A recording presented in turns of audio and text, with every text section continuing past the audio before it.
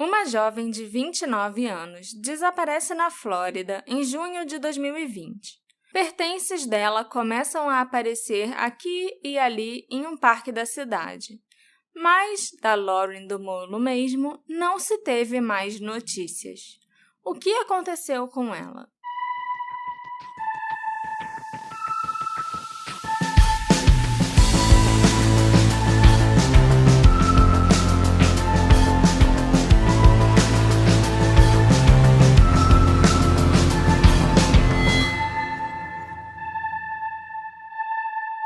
Olá, ouvintes queridos!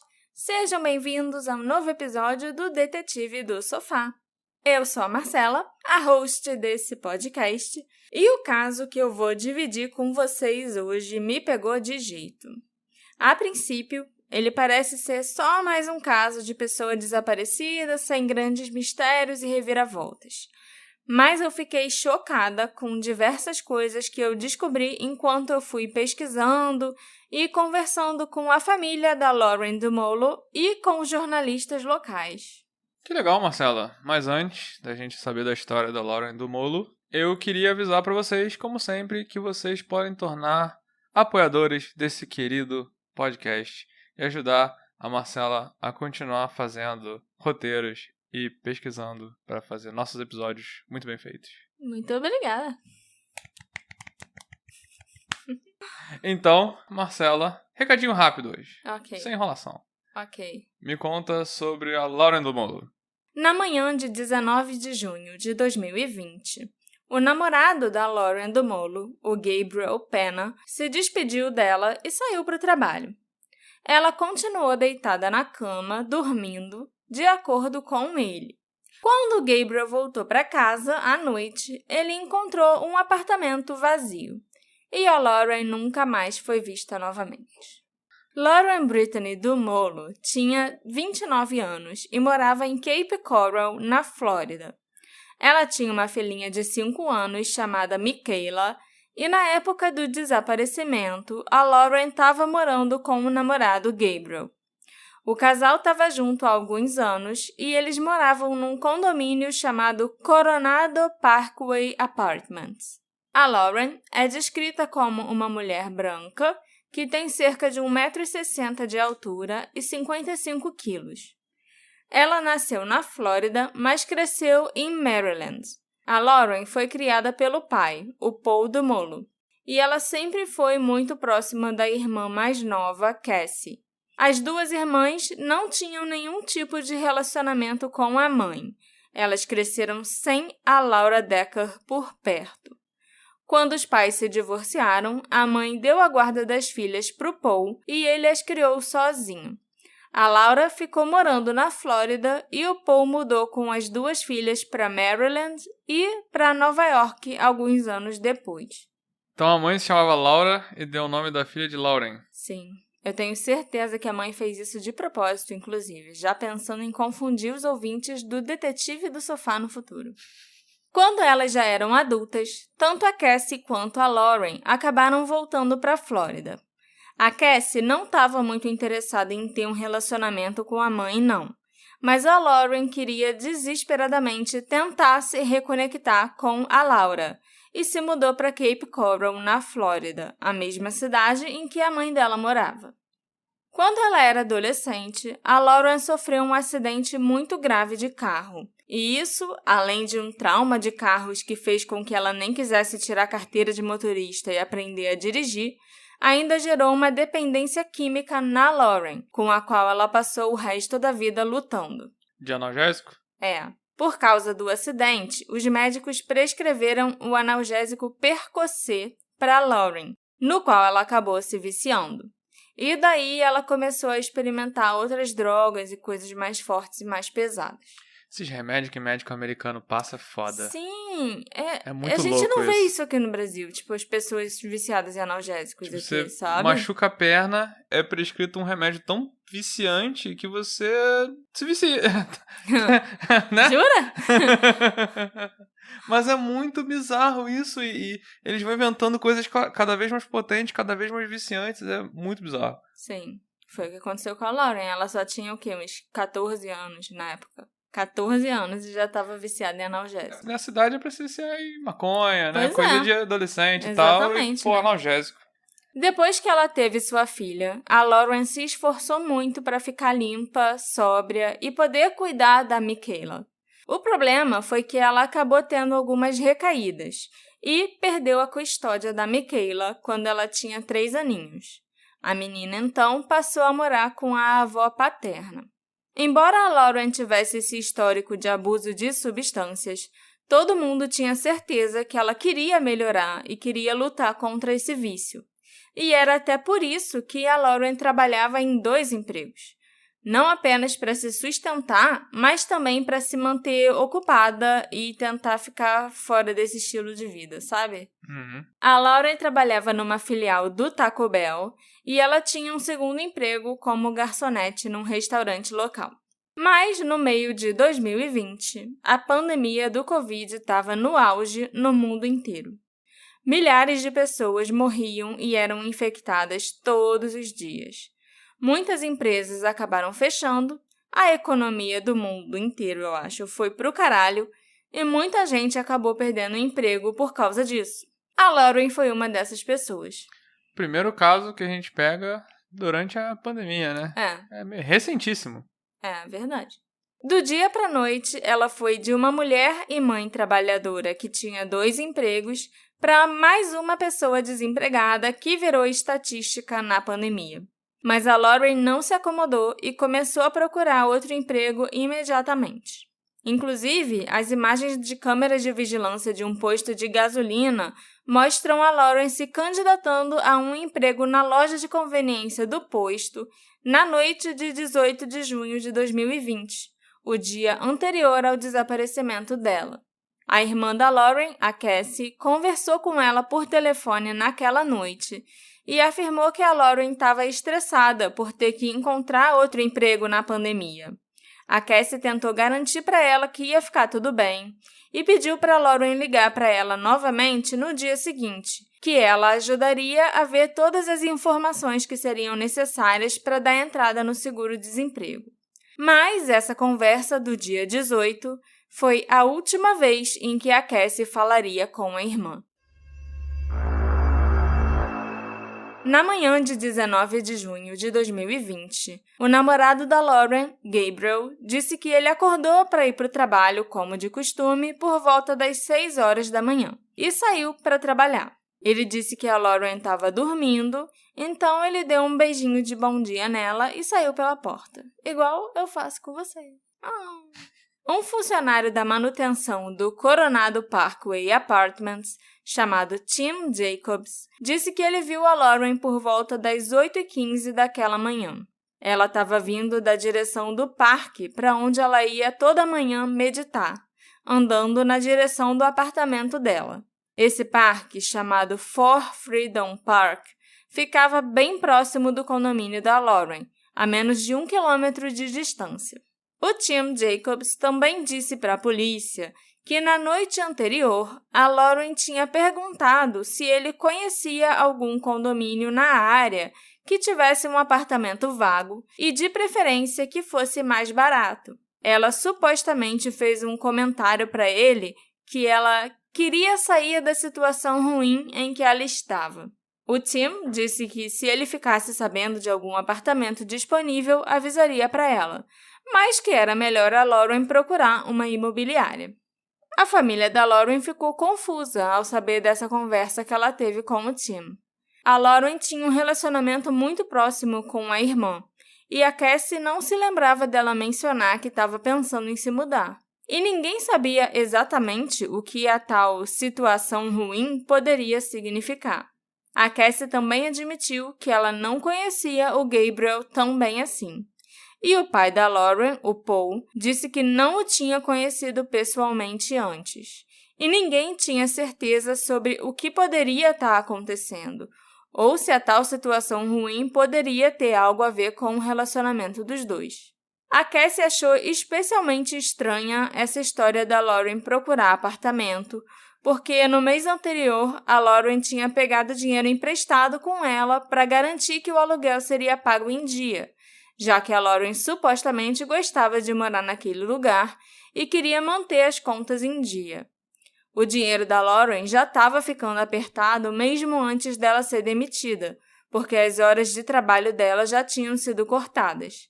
Então, a Cassie emprestou o dinheiro e a Lauren já tinha pago até o aluguel do mês seguinte. Às vezes a situação ruim era ir para um lugar com um aluguel menor, mais barato, porque ela já não estava conseguindo dar conta. Mas aí ela procuraria um apartamento antes de pagar o aluguel do próximo mês. Talvez, a gente não tem como saber. Além do depoimento do Gabriel e do avistamento do Tim Jacobs, um outro amigo ou conhecido da Lauren afirmou que a viu em torno das 10 da manhã. Esse conhecido morava perto do parque e ele supostamente teria visto a Lauren passar na frente da casa dele e os dois teriam acenado um para o outro. Nesse mesmo horário, em torno das 10 da manhã, o telefone da Lauren fez uma chamada de vídeo para o Gabriel através do Facebook Messenger. Mas essa chamada não foi atendida e o Gabriel disse que nunca nem viu essa chamada chegar. Não existem outras atividades confirmadas ou avistamentos da Lauren além desses que eu acabei de mencionar. O Gabriel voltou para casa mais tarde naquela noite e a Lauren não estava em casa. Então, por volta das 11 horas, ele resolveu ligar para o pai da Lauren, o Paul, que morava na Califórnia com a segunda esposa. Apesar dele morar do outro lado do país, o Paul e a Lauren eram muito próximos e ele estava planejando uma viagem para visitá-la pouco antes da pandemia varrer o país e as viagens serem suspensas. Quando o Gabriel ligou, o Paul ficou extremamente preocupado e disse ao Gabriel para mantê-lo informado e eles veriam se a Lauren apareceria ou se teriam notícias dela logo. Como eu já mencionei antes, o Paul afirmou que ele nunca tinha conhecido o Gabriel, e a ligação por si só já fez o Paul levar um susto de tão inesperada. O Gabriel também nunca tinha ligado para ele antes, mas o Paul tentou manter a calma, pensando que talvez a Lauren estivesse com amigos e que ela logo daria notícias. No dia seguinte, sábado 20 de junho de 2020, a Cassie pediu ao Gabriel que ligasse para ela assim que ele chegasse em casa do trabalho e avisasse se a Lauren estava de volta no apartamento e se estava tudo bem. O pai já tinha ligado para Cassie assim que o Gabriel falou com ele no dia anterior, e a Cassie ficou muito aflita. Mas o Gabriel mandou uma mensagem para Cassie dizendo que ele não ia para casa naquele dia, não. Ele ia ficar na casa de um amigo chamado Brian, porque ele não aguentava voltar para casa vazia sem a Lauren. Mas como ele sabia que a casa ia estar vazia de novo quando ele voltasse? O Gabriel parecia ter certeza que a Lauren não estaria lá. A Cassie e o Paul ficaram ainda mais alarmados agora, porque o Gabriel não parecia nem um pouco preocupado com a Lauren.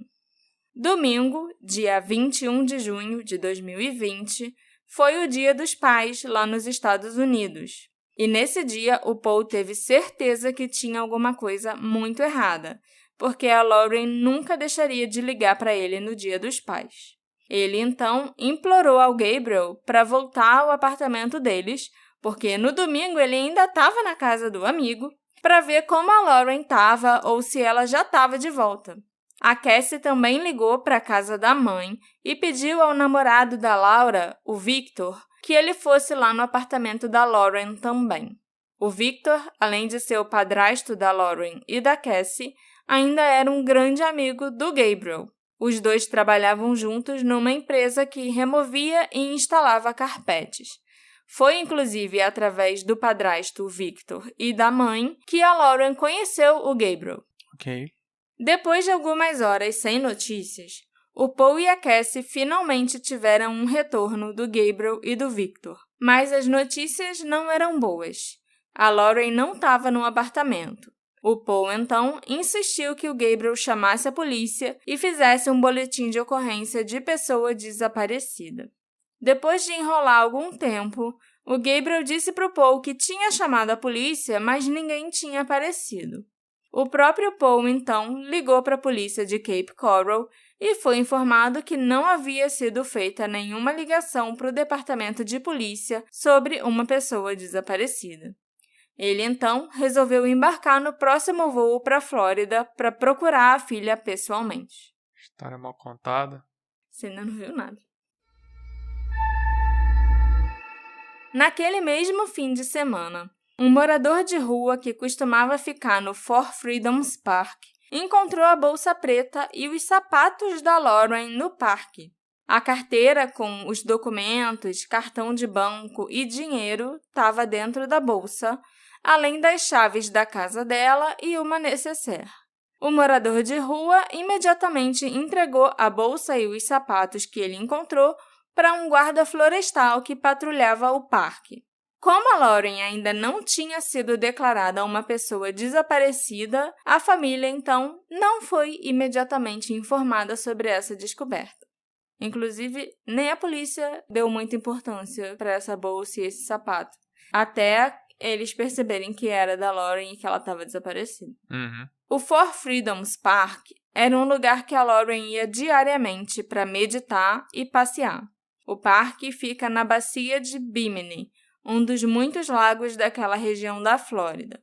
Esse parque tem muitas áreas de piquenique, um playground cercado para crianças e até uma praia artificial onde os frequentadores podem tomar banho de sol. Parece ser um parque movimentado que oferece programas para crianças e adultos. Além da área do parque, o mapa mostra também que aquela bacia é completamente cercada por residências e empresas. Não é um lugar onde alguém iria para tentar se esconder, sabe, ou desaparecer de propósito. E nem é um lugar onde é possível alguém se perder ou morrer numa trilha nem nada parecido. Não tem trilhas, sabe? Tipo um parque urbano. Exatamente. Depois de saber que o pai da Lauren estava tentando pegar o próximo voo para a Flórida, lembrando que era o auge da pandemia, né? Então estava bem difícil viajar, o Gabriel finalmente foi até a delegacia e denunciou o desaparecimento da Lauren à polícia. O problema é que a pessoa que registrou a ocorrência do desaparecimento dela cometeu algum erro no relatório que fez com que o caso não fosse realmente inserido no sistema. Só no dia 24 de junho, depois que o Paul já tinha chegado na Flórida e foi com a Cassie na delegacia, que eles perceberam que o caso ainda não estava no sistema e que nada tinha sido feito desde domingo à noite. Então, a Lauren sumiu no dia 19 e só no dia 24 um detetive foi designado para começar a investigar o desaparecimento dela. A sorte foi que a família da Lauren não ficou esperando sentada a polícia fazer alguma coisa. Além da Cassie, a Lauren tinha alguns meio-irmãos por parte de mãe. E 2 desses meio-irmãos, a Lindsay e o Jeffrey, moravam em Cape Coral. O Paul, a Cassie, a Lindsay e o Jeffrey começaram a distribuir posters com a foto da Lauren, a bater de porta em porta na região em que ela morava e perguntar se as pessoas a tinham visto, e colocaram placas de desaparecida no condomínio dela e no parque. Eu reparei que o Gabriel não estava na lista de pessoas que saiu procurando, distribuindo coisa. Nunca. Sabe quem também não estava? A mãe da Lauren. Verdade. E o padrasto da Lauren. Victor. A gente vai entrar em mais detalhes sobre essas pessoas mais tarde e os comportamentos esquisitos deles. O detetive Jones, do Departamento de Polícia de Cape Coral, que foi designado para o caso no dia 24, começou a entrevistar os parentes, amigos e pessoas mais próximas da Lauren. A polícia também fez um apelo ao público pedindo que, se alguém soubesse de algo, entrasse em contato. E, embora eles tenham recebido centenas de pistas, nenhuma delas levou ao paradeiro da Lauren. Você deve lembrar, Alexandre, que o pai da Lauren ficou com um pé atrás em relação ao Gabriel, porque descobriu que ele ainda não tinha reportado o desaparecimento da Lauren no dia 21, no domingo, né? E as irmãs da Lauren, a Cassie e a Lindsay, também começaram a achar o comportamento dele estranho quando elas estiveram no apartamento da Lauren dia 27 de junho.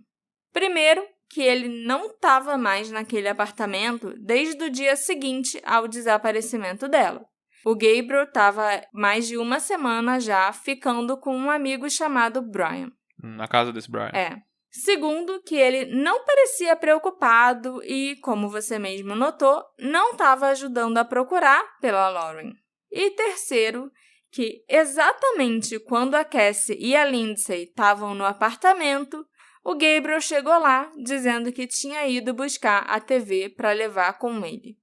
Ele precisava da TV, a Lauren não ia mais voltar, então ele ia levar a TV embora. Ok. A Cassie e a Lindsay tinham entrado no apartamento com uma chave reserva que a Lauren deixava na casa da mãe dela. A Lauren morava a menos de 5 minutos da casa da mãe e do padrasto, que ficava em frente ao parque que ela ia todo dia. Então fazia sentido deixar uma chave na casa da mãe. Quando elas entraram no apartamento da Lauren, a Cassie e a Lindsay notaram que, ao lado da cama, na mesinha de cabeceira dela, tinha um telefone celular.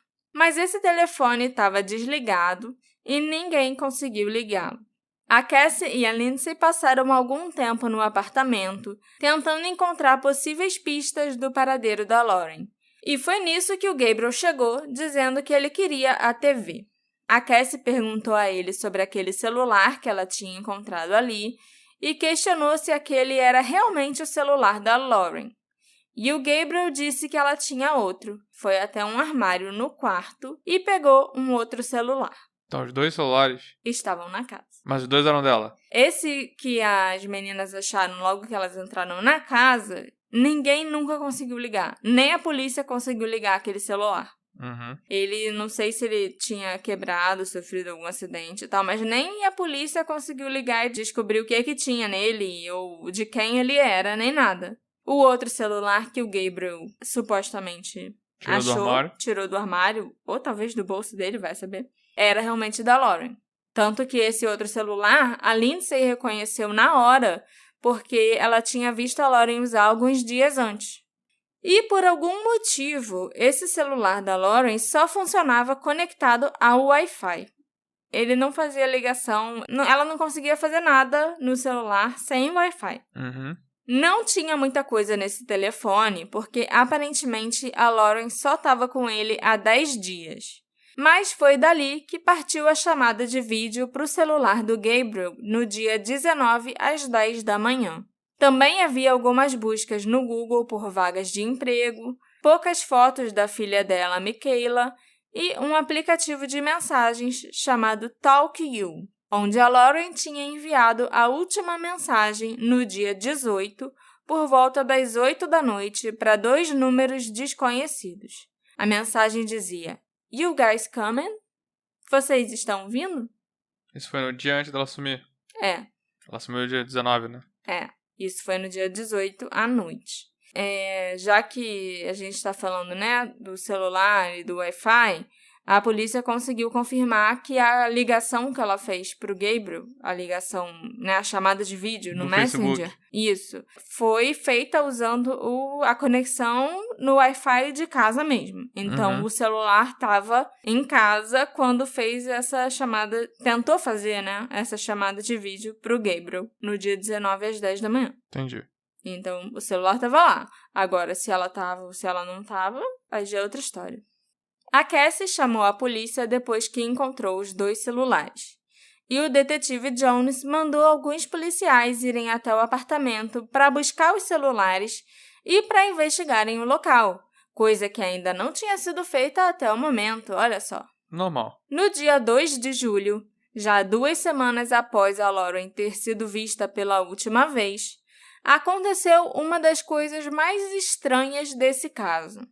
A família da Lauren continuava procurando por ela todos os dias pela cidade, principalmente no parque que ela frequentava todo dia e onde a bolsa dela e os sapatos foram encontrados. Tinha vezes que eles chegavam a circular pelo parque, 3 vezes por dia, sabe? Eles iam lá de manhã, de tarde e à noite, atrás de pista da Lauren.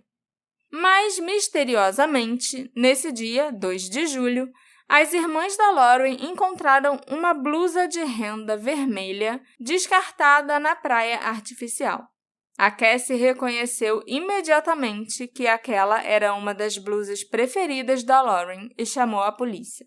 Os investigadores recolheram a blusa para realizar alguns testes e realizaram uma outra busca por provas naquele local.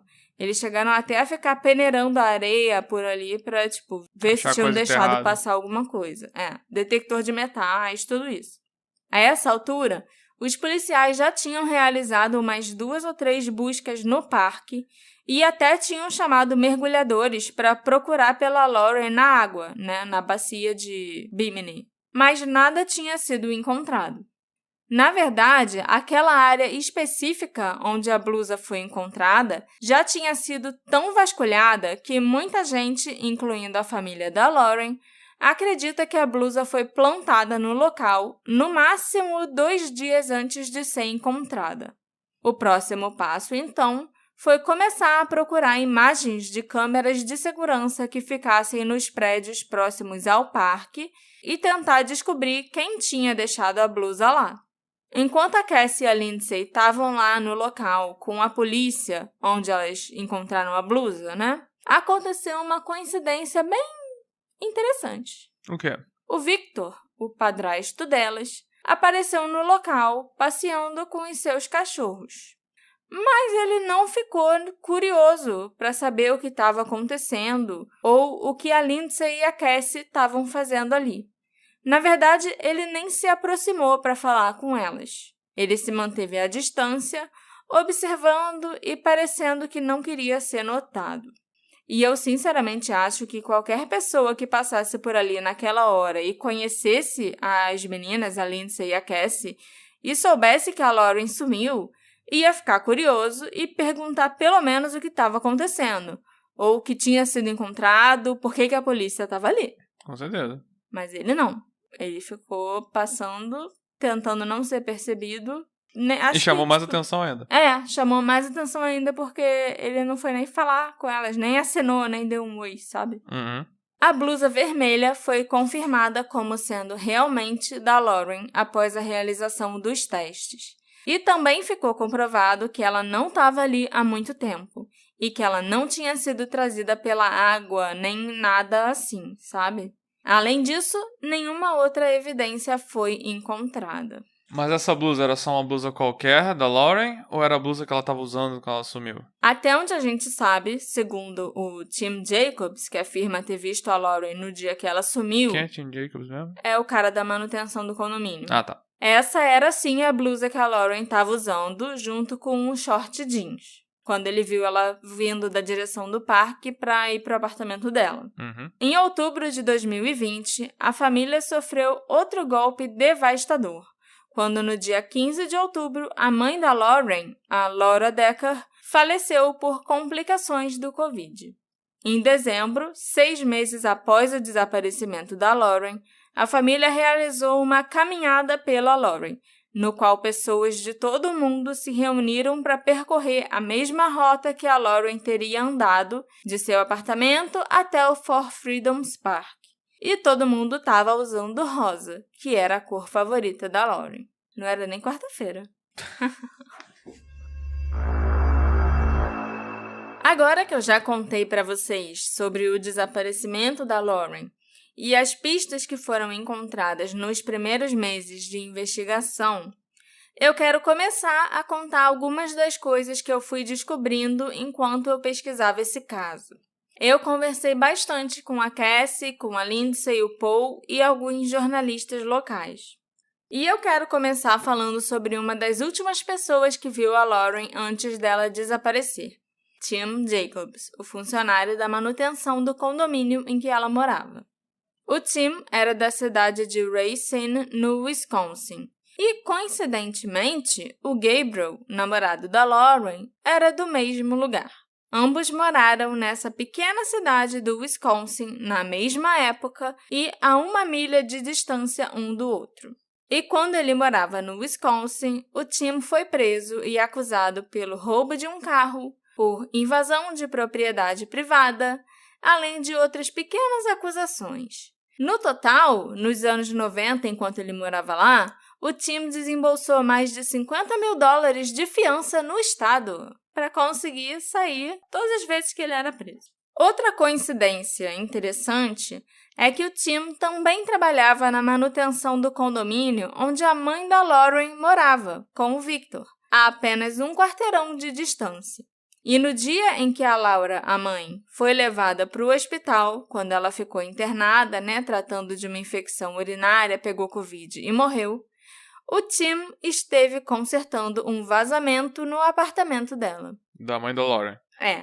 Ou seja, além de ter sido uma das últimas pessoas, talvez até a última pessoa, a ver a Lauren com vida, ele também foi uma das últimas pessoas a ver a mãe dela em casa antes dela ir para o hospital e morrer. Mas isso foi uma coincidência, né? A mãe pegou Covid e tal. A mãe não foi internada por causa do Covid.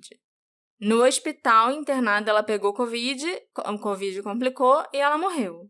Entendeu? Entendi. Eu falei ali, ela foi internada por causa de uma infecção, pegou Covid e morreu. Sim. Mas as circunstâncias que ela foi encontrada em casa e tudo são bem suspeitas.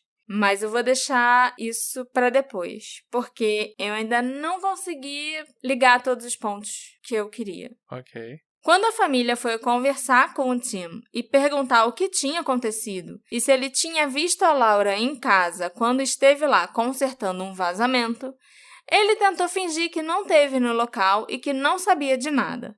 Mas o Tim tinha deixado um bilhete para o Victor, dizendo que não tinha conseguido terminar o serviço e voltaria depois. Então, será que tudo isso é uma coincidência? Ninguém sabe com certeza se o Tim e o Gabriel já se conheciam no Wisconsin. Mas qual a chance deles terem morado numa cidade mega pequena no Wisconsin e depois terem se mudado para uma mesma cidade mega pequena na Flórida e não se conhecerem? E o Tim ainda foi a última pessoa a ver a filha e a mãe antes de coisas trágicas acontecerem com elas. São muitas coincidências envolvendo esses dois homens. E eu não sei se eu necessariamente acredito que o Tim Jacobs seja culpado de alguma coisa ou se ele pode estar envolvido no desaparecimento, mas eu acho que ele sabe mais do que ele contou para a polícia, sim. No segundo episódio, que a gente vai continuar falando, sobre a Lauren, eu vou entrar em mais detalhes sobre a morte da Laura, da mãe dela. E aí vocês vão entender por que é tanta suspeita, assim, em torno do Tim, Por que sabe? essa coincidência chama atenção? É. Porque a princípio eu acho que é só uma coincidência mesmo. Em relação ao Tim, o que me chama mais atenção não é nem a Lauren em si. Foi o que aconteceu com a mãe dela. Entende? E a gente também tem que pensar que o Tim é a única pessoa, além do Gabriel, que diz ter visto a Lauren no dia 19. Então, se não fosse por ele, o Gabriel seria a última pessoa a ver a Lauren viva. E isso chamaria muito mais suspeita pra cima dele. Mas, olha, tem esse cara aqui da manutenção que viu a Lauren viva também ainda no dia 19. Então, tá certo, né? Um testemunho corrobora o outro. Entendi. Mas será que no dia 19 ela ainda estava por ali mesmo? Eu tenho dúvidas. E aí, se a gente suspeitar disso do Tim Jacobs, a única coisa que ele fala é que viu ela e ainda dá uma desculpa falando de... inclusive ela tava procurando apartamento, sabe? Como se indicasse que ela queria se mudar ou sumir, entendeu? Sim, e isso é uma coisa que o Gabriel fala depois numa das entrevistas dele, quando a repórter pergunta: o que você acha que pode ter acontecido com ela? Ele, então, tem esse cara que falou que ela estava pensando em procurar apartamento, talvez ela tenha procurado com a pessoa errada, talvez ela tenha ido num apartamento vazio e fizeram alguma coisa com ela lá. Ok. Sabe? Criativo. Muito criativo, isso chama a atenção, né? E já que eu mencionei o Gabriel e a possível conexão dele com o Tim Jacobs, deixa eu esclarecer de uma vez que, caso vocês ainda não tenham percebido, o Gabriel não é flor que se cheira. Não só ele não pareceu se importar quando a Lauren sumiu, ele também não ajudou nas investigações, ele não participou de nenhuma busca, ele só se afastou. Numa entrevista que ele deu para a rede de TV ABC, no mesmo dia que ele falou isso sobre, a imobiliária, apartamento vazio e tal, o Gabriel disse que ele não relatou o desaparecimento da Lauren imediatamente porque essa não seria a primeira vez que ela sumia e passava alguns dias sem entrar em contato. Então ele achou que ela ia voltar logo, que ela devia estar usando drogas com alguma amiga. Então seria algo sim pra se preocupar, né? Se ela estivesse por aí usando drogas. E ao mesmo tempo que ele fala na entrevista que, eu achei que ela ia voltar logo, ele ligou pro pai dela, para quem ele nunca tinha ligado antes e que morava lá na Califórnia, do outro lado do país, sendo que a Lauren tinha irmãs e a mãe que moravam na Flórida, para quem ele podia ter ligado. Para mim, pelo menos, é um sinal de que, tô preocupado, tanto que eu tô ligando lá pro pai dela. Ou pelo menos quero fingir que estou preocupado. Em teoria entendeu? também ligou pra uma pessoa que tá longe. Então uma pessoa que tava com um pouco... É a pessoa que menos pode fazer tá um alguma pouco com as mãos coisa, atadas pra fazer alguma coisa, realmente. É tudo muito esquisito. Na mídia, não há muita coisa disponível sobre quem é o Gabriel. Mas através de alguns registros públicos, a gente consegue entender melhor quem e como é esse homem. O Gabriel já tinha sido casado 2 vezes. A primeira vez com uma mulher chamada Jessica, com quem ele teve um filho. Mas ele não quis reconhecer a paternidade do filho dele com a mulher com quem ele era casado. Então a Jessica entrou com um processo para forçar ele a reconhecer a paternidade, junto com o pedido de divórcio. Isso que é um relacionamento saudável. Eu desconfio que a minha mulher, que acabou de ter um filho, me traiu e o filho não é meu. Então, foda-se. Esse bebê que mora aqui comigo, na minha casa, e vai ser criado por mim e pela minha mulher, não vai ganhar meu sobrenome. Não é meu filho. Mas era. Lógico que é. Eu acho que ele já tava querendo se divorciar e, queria uma desculpa pra não ter que pagar pensão quando se divorciasse. Entendeu? Já o segundo casamento do Gabriel foi com uma mulher chamada Nancy. E esse casamento acabou em 2014, após uma acusação de violência doméstica. Em 16 de junho de 2014, o Gabriel foi acusado e preso. Ele passou alguns dias na prisão de Cape Coral e foi libertado após pagar uma fiança de $3.500. O relatório da prisão dele diz que o Gabriel e a Nancy começaram uma discussão por causa de dinheiro. A Nancy estava segurando um bebê, o filho do casal, quando o Gabriel começou a tentar tomar o bebê dos braços dela, enquanto puxava os cabelos da Nancy. Ela tentou proteger a criança e empurrar o Gabriel para longe dela. Eles estavam no local público e aí a polícia foi chamada. O Gabriel disse que a culpa era da Nancy, porque ela tinha começado a briga e ela tinha empurrado ele. Mas, revisando as imagens de segurança, claramente a mulher só estava tentando se defender, e ele que estava batendo nela. Ele foi preso e ela entrou com um pedido de divórcio. O caso foi encerrado algumas semanas depois. Algum tipo de acordo foi feito, a Nancy acabou retirando a queixa de violência doméstica contra o Gabriel e ele concordou em deixar a custódia do bebê com ela. É claro que ter uma acusação de violência doméstica no currículo não quer necessariamente dizer que o Gabriel foi responsável pelo desaparecimento da Lauren. Mas existem rumores que ele era violento com a Lauren também ao longo dos 4 anos de relacionamento. O pai dela, inclusive, contou que em certa ocasião, pouquíssimos dias antes dela desaparecer, ela estava toda roxa. Ela tinha sido espancada e tinha sofrido uma tentativa de estrangulamento. Meu Deus. Mas ela não denunciou o Gabriel. Ela disse pro pai que ela ia fazer isso, mas ela não fez. Nem todos os lugares onde o Tim Jacobs e o Gabriel viveram ao longo dos anos têm registros públicos, então eu só consegui ver as prisões e acusações contra eles dois no Wisconsin e na Flórida. E, em 2 estados, eu acho que tudo que eu relatei aqui já é bastante coisa. Sim. Embora possa ser pura coincidência, com que frequência 2 pessoas moram no Wisconsin e acabam morando na mesma área em Cape Coral, na Flórida? E ambos acabam conectados a um caso de pessoa desaparecida. Há alguns outros pontos a serem levantados sobre a investigação e as buscas pela Lauren. Depois que a blusa foi encontrada na área da praia do Parque Four Freedoms, os investigadores trouxeram cães farejadores de cadáver para procurar pela Lauren. Não sei porquê, mas eles nem pensaram em trazer aqueles cães que, tentam encontrar a pessoa, sabe? Pelo cheiro da pessoa. Eles já trouxeram cães específicos de odores cadavéricos. E os cães alertaram numa van que era usada pelo Gabriel e pelo Victor no trabalho.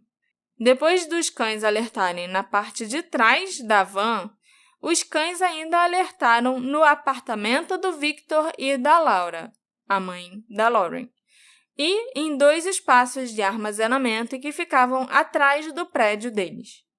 Esses espaços eram usados pelo Gabriel e pelo Victor para armazenar carpetes e ferramentas de trabalho. A van foi apreendida pela polícia e vários itens do apartamento e dos galpões de armazenamento foram levados para análise pela polícia. Infelizmente, cerca de 1 semana depois, a van foi devolvida por causa de alguma tecnicalidade.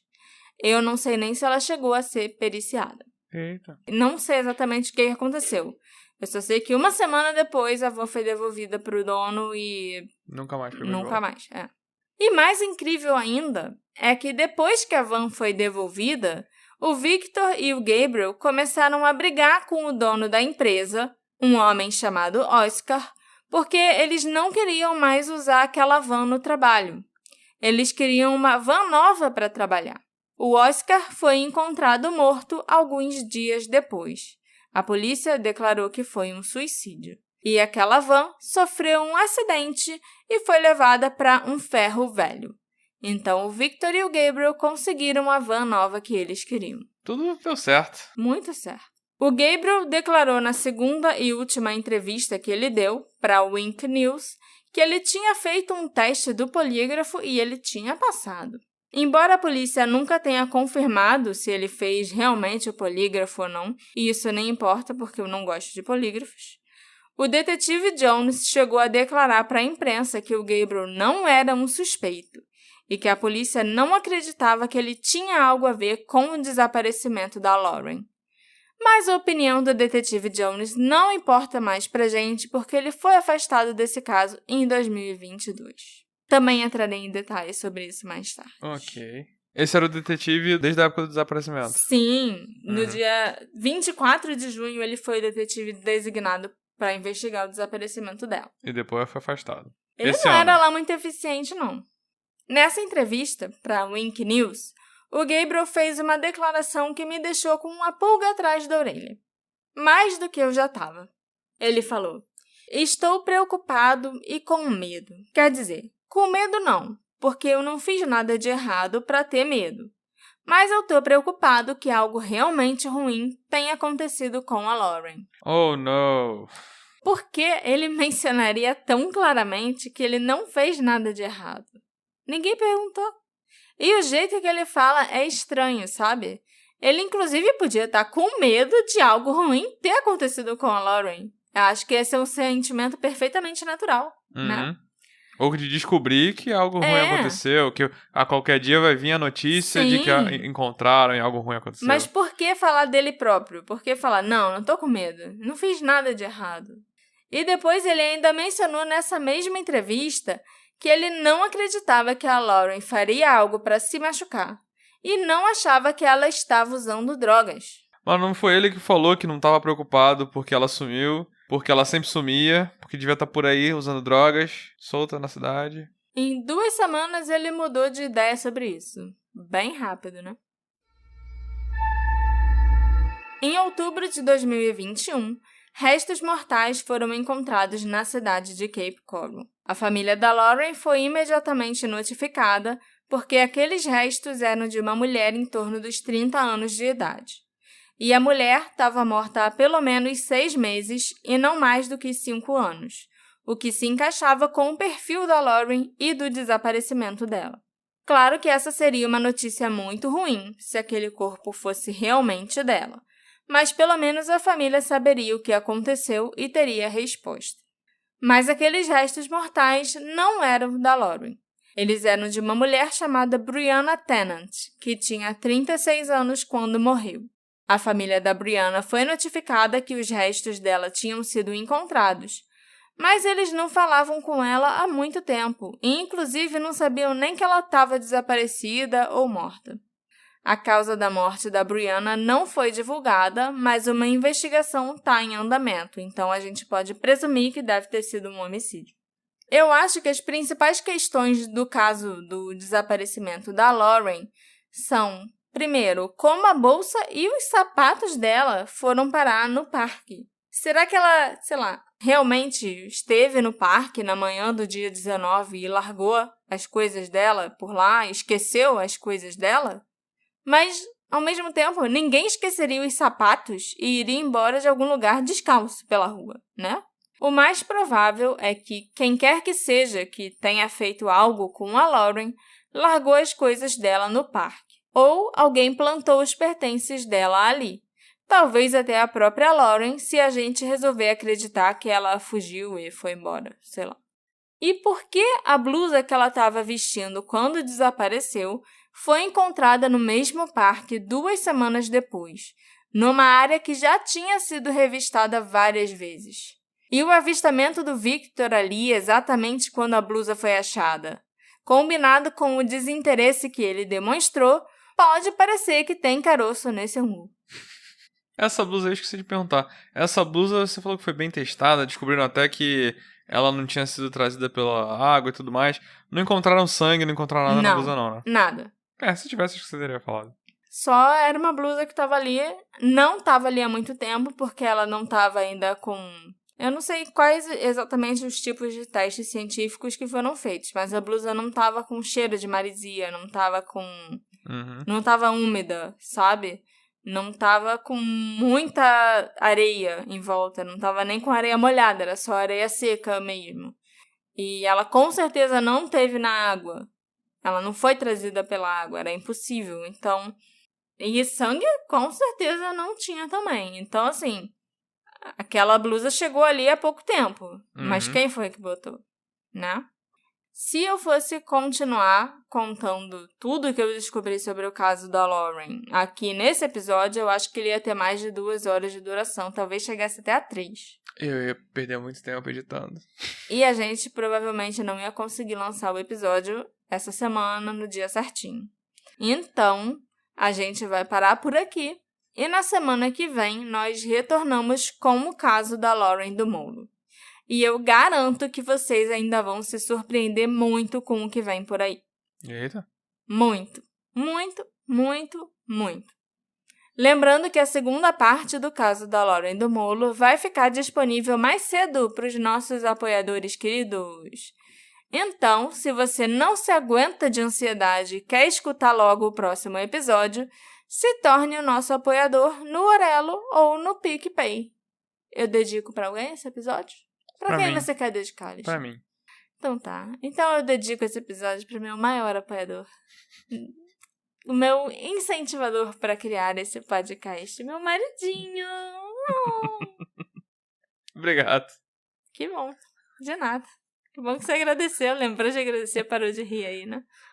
No próximo episódio, eu vou te falar mais sobre a mãe da Lauren, as circunstâncias estranhas da morte dela. Nós também vamos falar sobre a saúde mental da Lauren. E eu ainda vou apresentar novos personagens desse caso para vocês, que são suspeitos em potencial. A gente se encontra na próxima investigação. Na segunda parte dessa mesma investigação. A gente se encontra na segunda parte dessa mesma investigação. Tchau, tchau. Tchau, tchau.